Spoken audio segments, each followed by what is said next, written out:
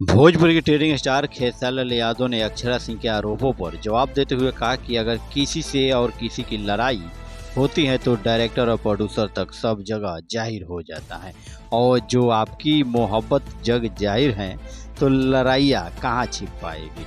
जी हाँ दोस्तों, आपको बता दें कि जब लड़ाइयाँ जग जाहिर होंगी तो डायरेक्टर और प्रोड्यूसर खुद ही बायो कट कर देते हैं। जी हाँ दोस्तों, ऐसे में लेकर भोजपुरी की सुपर एक्ट्रेस अक्षरा सिंह और भोजपुरी के पावर स्टार पवन सिंह को लेकर जानेंगे सब कुछ जानकारी इस वीडियो में कि आखिर ट्रेडिंग स्टार खेसारी यादव ने क्या कुछ कहा।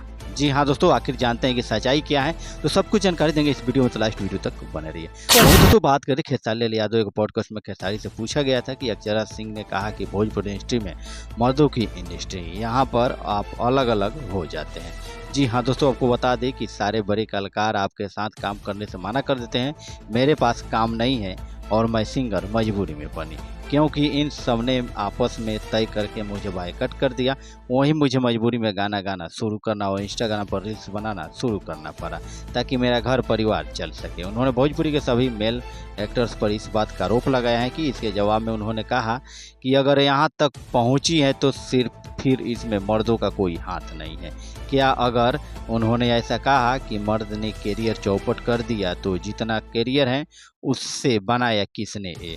जी हाँ दोस्तों, ये भी सवाल उनसे कभी पूछिएगा तो मर्दों का योगदान है कि नहीं। आपको बता दें कि आप हमारे योगदान को भूल जाते हैं और हम आपको 25 बार मदद किए होंगे तो याद नहीं रहेगा, और यहाँ बायकट कोई किसी को नहीं करता है। वहीं दोस्तों दूसरी बात करें तो खेसारी यादव भोजपुरी सिनेमा का पॉपुलर स्टार, पिछले कुछ सालों में उनकी फैन फॉलोइंग भी दुगुनी हो गई है।